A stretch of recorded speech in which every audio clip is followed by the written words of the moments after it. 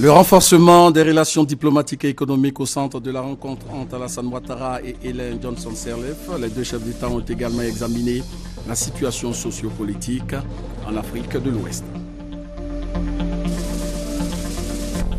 Avant de quitter Abidjan pour la Belgique en mission économique, Daniel Kablan-Dunker a visité les différents chantiers qui s'inscrivent dans la politique de modernisation des infrastructures routières du pays. Le Premier ministre est rendu sur plusieurs chantiers dont des travaux évalués à 9 000 milliards de francs CFA. Et puis le tribunal international des droits de la mer a demandé aux autorités ghanéennes de n'engager aucune nouvelle activité d'exploitation pétrolière dans la zone maritime litigieuse entre la Côte d'Ivoire et le Ghana. C'est une mesure conservatoire. Les Togolais sont toujours dans l'attente des résultats définitifs de l'élection présidentielle organisée sur toute l'étendue du territoire et selon les premières tendances, le président sortant Faure Sibé serait en tête.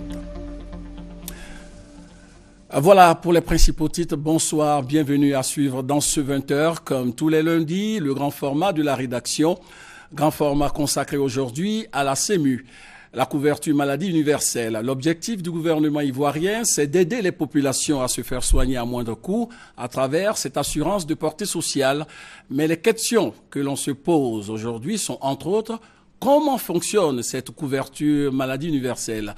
Quelles sont les prestations médicales contenues dans cette CEMU?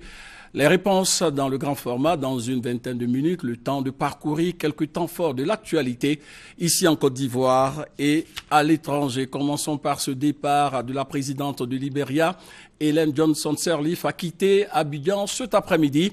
Elle a été accompagnée à l'aéroport international Félix Houphouët-Boigny de Port-Bouët par le président de la République, Alassane Ouattara. La tradition a été respectée. Avant son départ, la présidente du Libéria a reçu les honneurs militaires. Il était 16h, heure locale, quand Ellen Johnson Sirleaf a quitté Abidjan pour Monrovia. Ce lundi, la présidente du Libéria a été reçue par son homologue ivoirien au palais présidentiel et le renforcement des relations diplomatiques et économiques au centre de l'entretien entre les deux chefs d'État, nous dit notre reporter Awa Touré. La Côte d'Ivoire et le Libéria ont des liens très forts et des relations séculaires, relations que le président Alassane Ouattara et Ellen Johnson Sirleaf entendent renforcer et diversifier, notamment dans les domaines de la sécurité, de l'agriculture, de l'énergie, des infrastructures économiques, de la santé et de l'éducation. Au deuxième jour de la visite qu'elle effectue en Côte d'Ivoire depuis le dimanche 26 avril, la présidente du Libéria, Ellen Johnson Sirleaf, et le président de la République, Alassane Ouattara, ont eu au palais présidentiel une séance de travail élargie aux deux délégations. Ils ont fait le point de la coopération ivoiro-libérienne et défini les actions à mener en vue du développement de cette coopération. Les deux chefs d'État ont dit leur joie de se retrouver et plancher sur des sujets d'intérêt commun aux deux pays et à la sous-région ouest-africaine. Nous avons pu, à l'occasion de cette séance de travail, vous réitérer toutes nos félicitations, notre admiration pour le travail important que vous avez fait face à l'épidémie de la maladie à virus Ebola qui a frappé le pays frère du Libéria. Vous avez travaillé avec vos équipes et avec la communauté internationale pour essayer d'éradiquer cette maladie. Il y a un travail extraordinaire que vous avez effectué puisque le Libéria est le premier pays à avoir pu se débarrasser de ce virus. Je voudrais, Madame la Présidente, vous féliciter et vous demander de transmettre au peuple libérien toute notre compassion et tout notre soutien également pour cette épreuve difficile que le peuple libérien a eu à traverser.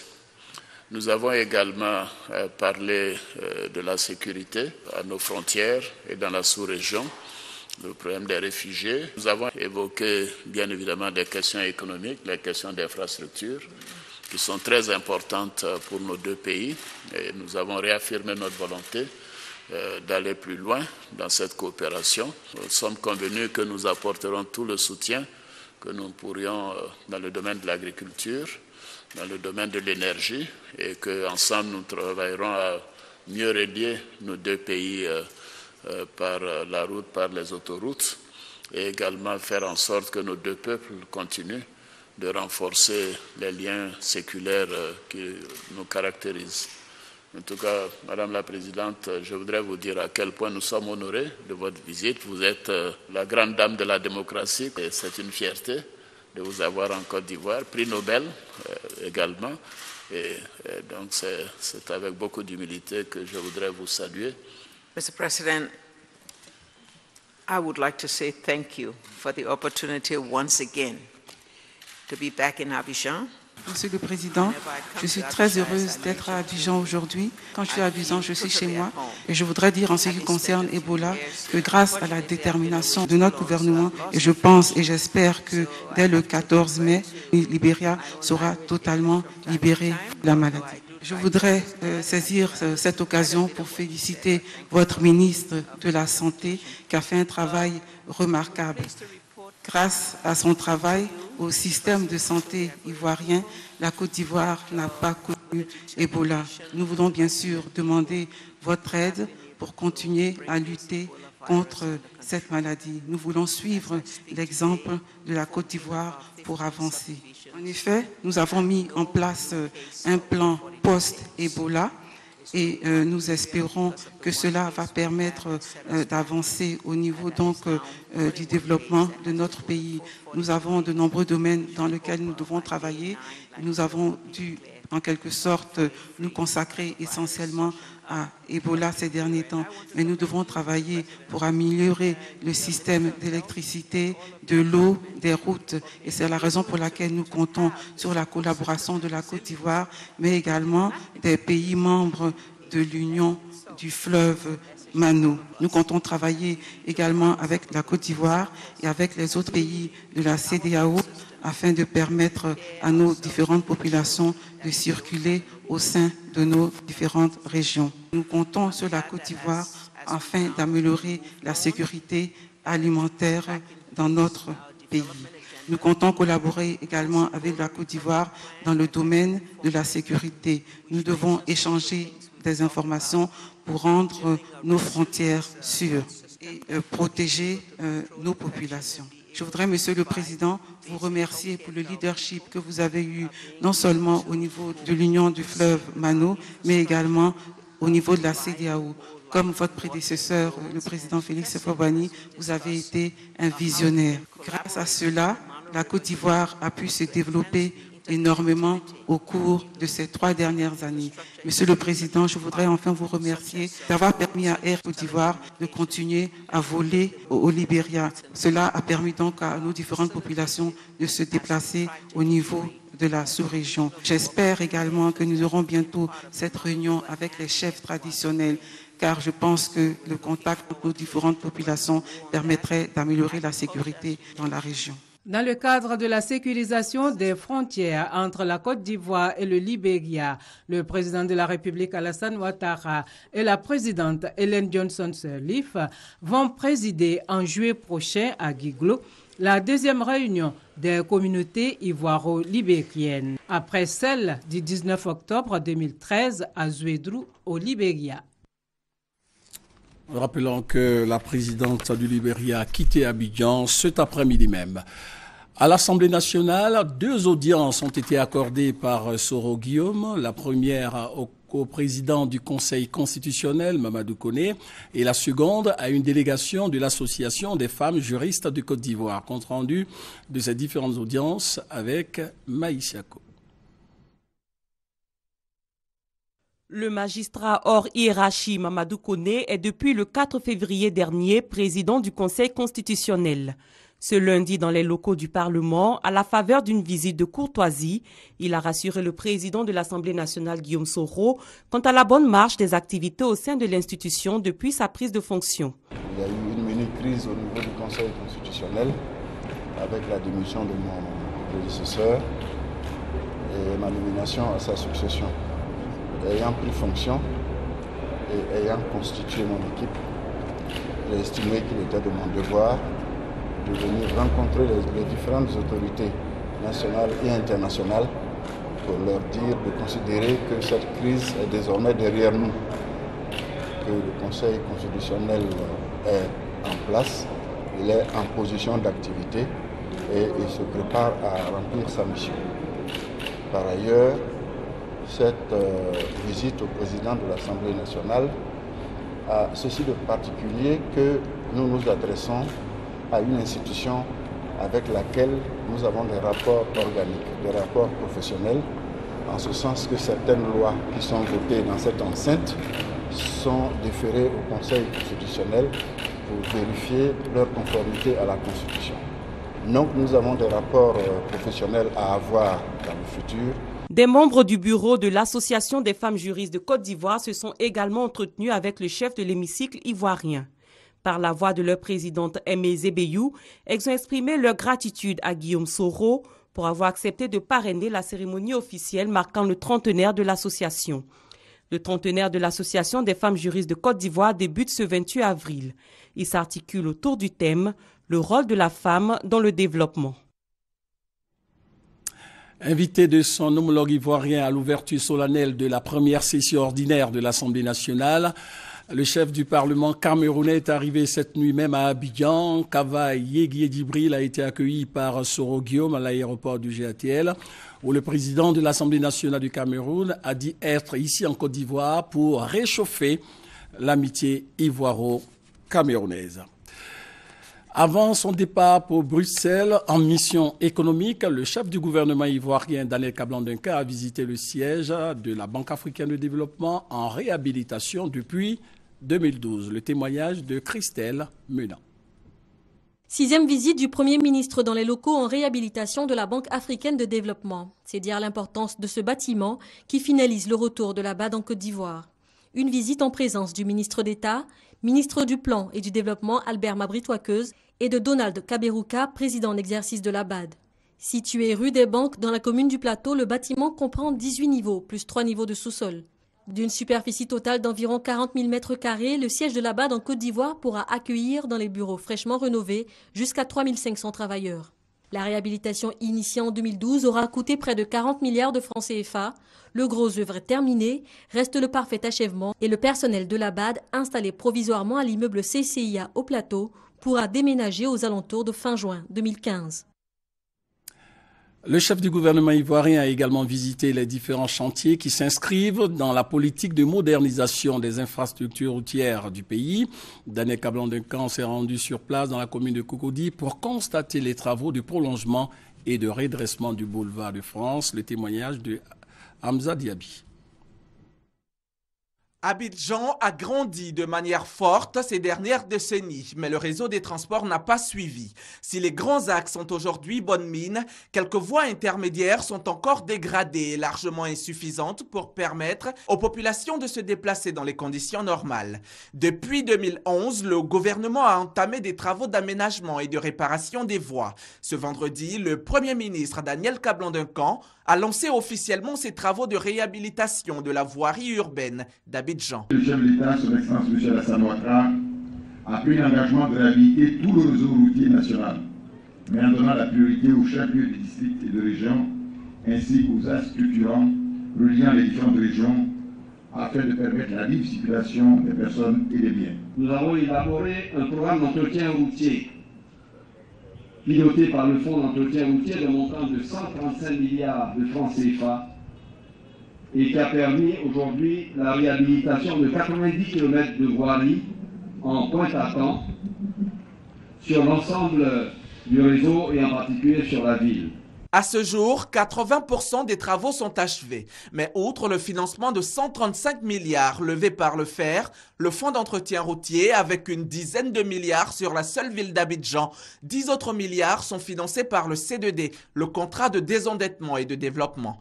Ces travaux actuels, financés sur le C2D, vont concerner 22 km de voirie, dont 12 km de réhabilitation, ou pointe-à-temps, comme disent les experts, et 10 km de routes neuves bitumées. Les routes neuves à construire sont sur Yopougon et Abobo et permettront de désenclaver plusieurs quartiers comme Yopougon-Kouté, Kennedy, Clocha, Abobo-Baoulé, Anodor, Abobo-Sud. Le deuxième C2D, signé en décembre dernier à Paris, va également prendre en compte les voiries urbaines d'Abidjan. Et un appel d'offres est en cours pour améliorer à côté de cela la signalisation et les aménagements de sécurité.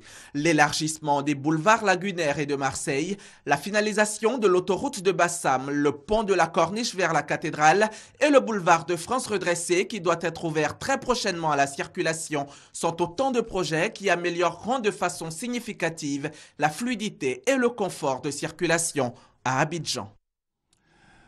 Je vous le disais dans les titres, le tribunal international des droits de la mer a demandé aux autorités ghanéennes de n'engager aucune nouvelle activité d'exploitation pétrolière dans la zone maritime litigieuse entre notre pays, la Côte d'Ivoire et le Ghana. C'est une mesure conservatoire en attendant le verdict final sur le fond du différend. Explication, Adama Koné.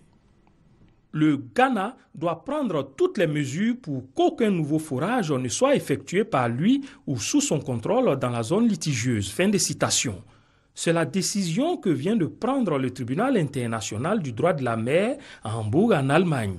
Par ailleurs, il est demandé au Ghana de n'utiliser les informations résultant des activités d'exploration de quelque manière que ce soit au détriment de la Côte d'Ivoire. Le tribunal a pris ces mesures conservatoires en attendant de se prononcer sur le fond du litige sur la frontière maritime entre le Ghana et la Côte d'Ivoire.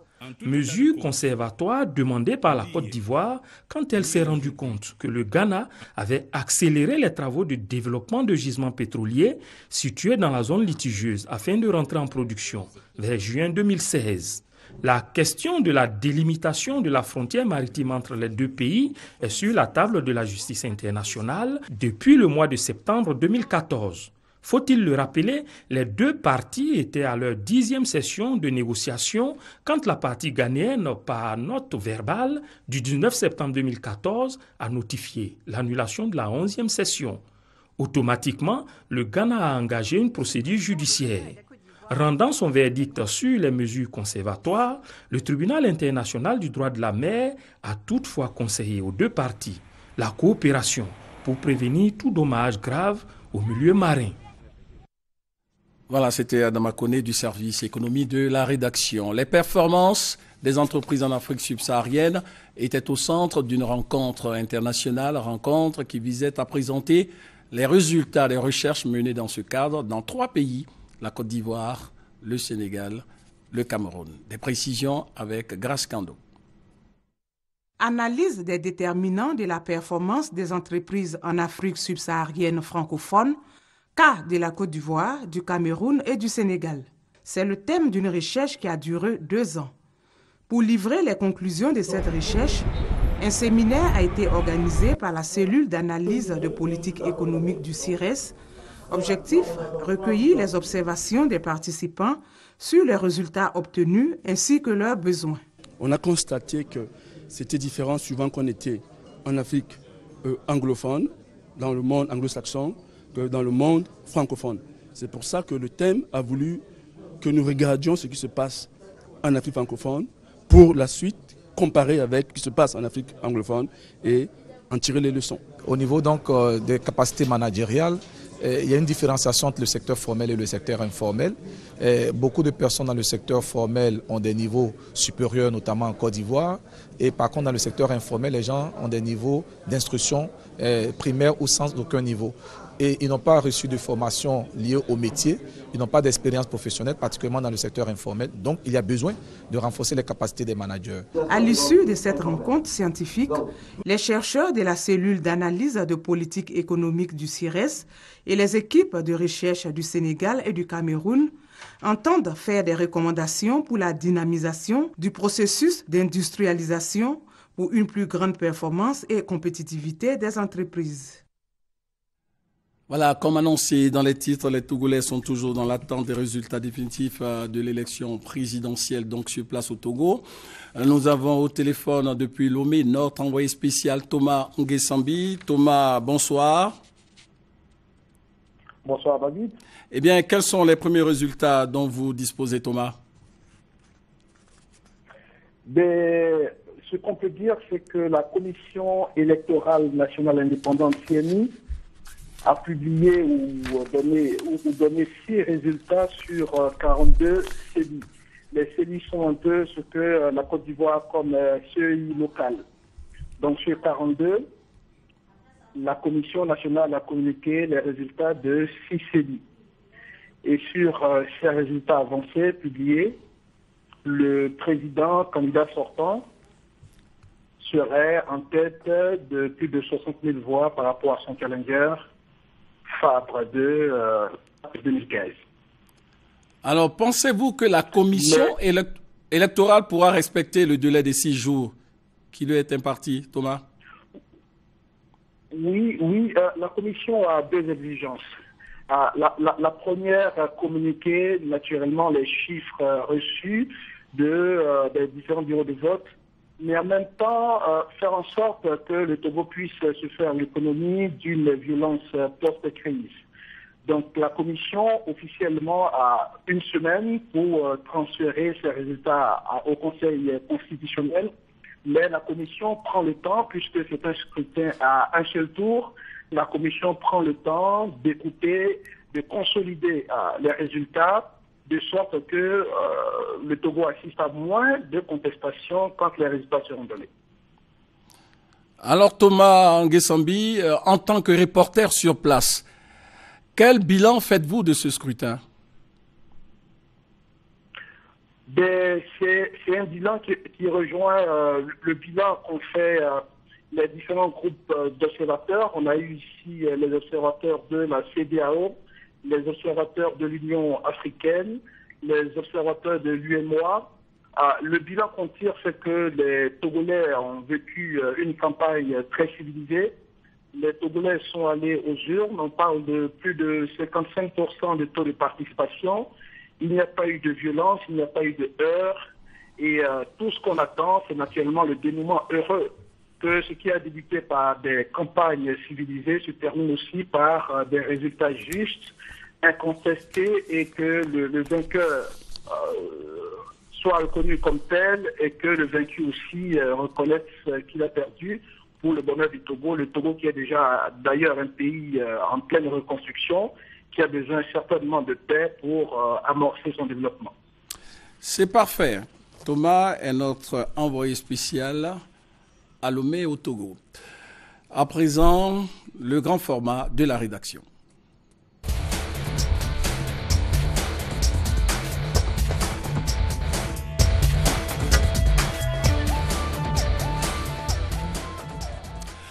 À travers la CEMU, la couverture maladie universelle, le gouvernement veut aider les populations à se faire soigner à moindre coût. Mais les questions que tout le monde se pose aujourd'hui sont entre autres: comment fonctionne la CEMU? Quelles sont les prestations médicales contenues dans cette CEMU, couverture maladie universelle? Est-il vrai que le malade pourra se faire soigner avec seulement 1 000 francs? Les réponses dans le grand format proposé par Gabriel Zanilou.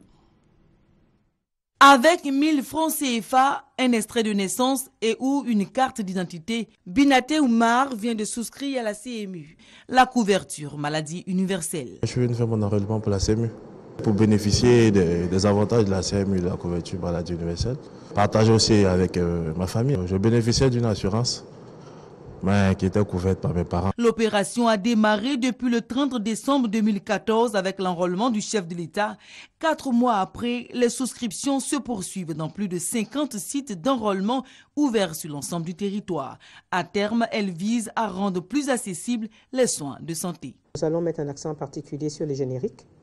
C'est la politique aujourd'hui du gouvernement de mettre à disposition des médicaments qui ne sont pas onéreux, sauf bien sûr quelques spécialités. Nous proposons également que tous les services qui relèvent de la prise en charge des patients soient efficaces. Donc ça passe par la radiologie, ça passe par les consultations, que ce soit la consultation prénatale, que ce soit la consultation de médecine générale. Tous les services spécialisés rentrent dans le panier de soins. La couverture maladie est une première dans le pays. Longtemps attendue, elle va révolutionner l'ensemble du système sanitaire. Je trouve ça bien parce que pour nous, moi par exemple, je suis contractuelle. Parfois quand on s'en va à l'hôpital, on nous prescrit les ordonnances. Pour payer, c'est difficile. C'est vraiment difficile. Il y a très longtemps, on attendait ça. Nous autres, on a été enregistrés et tout ça. On a été émargé, mais ça tardait à venir. Et maintenant que ça vient, moi je crois que c'est une bonne chose. La gestion de la CMU revient à la CNAM. Caisse nationale d'assurance maladie, la structure est logée au 10e étage de cet immeuble au plateau, créé le 25 juin 2014. Elle régule le système de la CMU. C'est un acte politique parce que ça répond quand même de la volonté du chef de l'État qui s'est engagé devant ses populations, mais aussi cela relève des pouvoirs régaliens des États modernes. À la faveur de la Déclaration universelle des droits de l'homme de 1948, tous les États modernes se sont engagés à faire du droit à la santé un droit universel. Devoir régalien de l'État, la raison tient cependant à un fait majeur. Les besoins en santé dans le pays se posent avec acuité après une décennie de crise. Nous allons régler la question de financement par la solidarité nationale. Tout le monde va cotiser. Ceux qui ne peuvent pas cotiser, l'État dit je cotise, je payerai à leur place. Donc on règle le problème de financement à ce niveau. Mais en même temps à côté, quand les populations iront à l'hôpital, il faut que les populations trouvent des soins. Si la CMU est un mécanisme de financement solidaire de la santé, tout le monde pourra se faire soigner à 1000 francs CFA. C'est un mécanisme de prépaiement. C'est-à-dire on n'est pas malade, mais on cotise. Et ça repose, n'est-ce pas, sur la solidarité nationale. Tout le monde cotise en même temps. Tout le monde ne tombe pas malade en même temps. Donc, quand ceux qui tombent malades seront pris en charge, n'est-ce pas, par ceux qui sont en bonne santé. C'est ça la sécurité sociale en fait. C'est une solidarité entre les bien portants et ceux qui sont malades. La CNAM coopère avec des structures qui ont une expertise dans la prise en compte des risques sociaux, comme la CNPS pour le privé, la SEGRAE pour le public et les mutuelles. Ces organismes vont prélever sur les différents revenus des assurés, donc notamment les salaires ou les pensions de retraite, les cotisations de la CMI qui s'élèvent à 1000 francs par individu par mois. Et au niveau du secteur informel, des moyens de paiement par portefeuille électronique aujourd'hui largement diffusés à travers les opérateurs mobiles sont prévus. Également, nous prévoyons de collaborer avec des structures qui disposent de caisses sur tout le territoire national pour le prélèvement de ces cotisations. C'est le ministère d'État de l'Emploi, des Affaires sociales et de la formation professionnelle qui est l'organe de tutelle de la CNAM et donc de l'opération de la CMU. Mais il revient au ministère en charge de la Santé d'accueillir les assurés dans les structures sanitaires. 27 établissements sont déjà opérationnels. Au niveau des CHU, déjà, en termes d'offres des soins, nous n'avons pas de problème particulier puisque nous avons des différentes spécialités et nous pouvons répondre, n'est-ce pas, à la demande. Donc, les CHU sont directement éligibles. Nous avons identifié 27 établissements éligibles aujourd'hui au niveau de nos établissements de deuxième niveau. La première phase d'enrôlement pour la CMU concerne les salariés du public et du privé, les retraités des secteurs de la production d'EVA et de palmier à huile. Mais à terme, le projet vise tous ceux qui vivent sur le sol ivoirien, nationaux ou non. À ce jour, ce sont plus de 20 000 salariés fonctionnaires et du privé qui se sont fait enrôler. Le début du paiement de la cotisation est fixé au mois de septembre 2015. La CMU n'exclut personne, elle est obligatoire. Voilà, c'était ce dossier que nous proposait Zanilou. L'actualité dans le monde de l'éducation nationale, c'est aussi cette grève des enseignants constatée dans les établissements secondaires. Le ministère de l'Éducation nationale et de l'enseignement technique se dit ouvert au dialogue et à la négociation. Le séisme qui a ravagé le Népal samedi a fait plus de 4000 morts selon le dernier bilan présenté ce lundi en fin de journée. Les secouristes du monde entier affluent pour aider les sinistrés. La Croix-Rouge suisse a débloqué en urgence une première enveloppe de plusieurs centaines de milliards de francs CFA pour le Népal. Les États-Unis ont annoncé une contribution de 10 millions de dollars d'aide dans ce pays dévasté par le séisme. Dès l'annonce de ce tremblement de terre qui a fait, il faut le rappeler, plus de 4000 l'île Maure. Le chef de l'État, le président Alassane Ouattara, a adressé un message de compassion au président de la République démocratique fédérale du Népal, Ram Baram Yadav, message dans lequel il a exprimé au nom du gouvernement ivoirien et du peuple ivoirien les sincères condoléances au peuple du Népal et aux familles victimes de cet tremblement de terre. Et puis le chef de l'État a également adressé ce message de compassion à son Excellence M. Mahamadou Youssoufou, président de la République du Niger. C'est avec une très vive émotion que j'ai appris l'attaque perpétrée par la secte terroriste Boko Haram sur l'île de Karanga, au large des rives du lac Tchad, le 25 avril dernier, qui a occasionné des dizaines de pertes en vie humaine du côté de l'armée nigérienne. Dans ces moments d'intense émotion, je vous prie, Excellence, de bien vouloir transmettre aux familles endeuillées mes sincères condoléances, très haute et fraternelle considération à Alassane Ouattara, président de la République de Côte d'Ivoire. La Coupe d'Afrique des Nations gagnée par nos éléphants le 8 février à Bata en Guinée équatoriale est considérée comme un trophée nécessaire dans la consolidation de l'Union nationale. Gagnoa, ou plus exactement Gognoa, capitale de la région du Go, ce lundi 20 avril. La Coupe d'Afrique des Nations de football y fait son entrée, sous le regard des autorités administratives, militaires, politiques et coutumières de la région. Sa mission, rassembler les Ivoiriens et consolider leur patriotisme autour de ce qu'ils peuvent considérer comme leur appartenant à tous et à chacun. Sans clivage ethnique, ni religieux, ni politique, mais sublimé par ce que le football a de mythique en termes de rassemblement et de cohésion patriotique, les populations du Go ont reçu leur trophée dans une ferveur exceptionnelle. Au stade Victor Biakaboda, temple du football local, qui a vu passer des joueurs prodigieux, Jérôme Lebrimanawa, Bodo Mayer, Soumaïla Savané, Léon Bizier, Koné Gibril, Bia Pascal, symbole de la légendaire diversité ethnique de la région, la fête était colorée et rythmée par le célèbre Zikaligba de Papékou, dont les tambourinements frénétiques ont emporté le ministre Bambachek Daniel et Augustin Sidi Diallo, le président de la Fédération ivoirienne de football. Les chefs traditionnels, dont on avait dit qu'ils bouderaient l'événement, étaient en première ligne pour saluer l'objet d'art providentiel, devenu l'amidon d'un tissu social fané et fragilisé par la crise post-électorale de 2010. Dans la soirée, c'est Mama, le village du président Laurent Gbagbo, qui accueille à son tour le trophée. Les leaders politiques de la région, soutenus par 67 chefs de village, sont présents. Quand Joseph Obou, le chef de terre et les autres s'unissent pour la libation, l'émotion enveloppe Mama et étouffe toutes les rancœurs. La Coupe d'Afrique des Nations de football invite tout le monde à la réconciliation. En pays bêté, un chef ne danse qu'au cours d'événements d'importance exceptionnelle.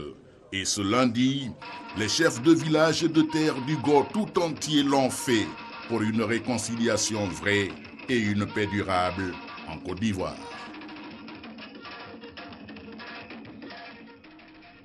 C'est la fin de ce 20h. Bonne suite de programme sur RTI 1, mais surtout portez-vous bien.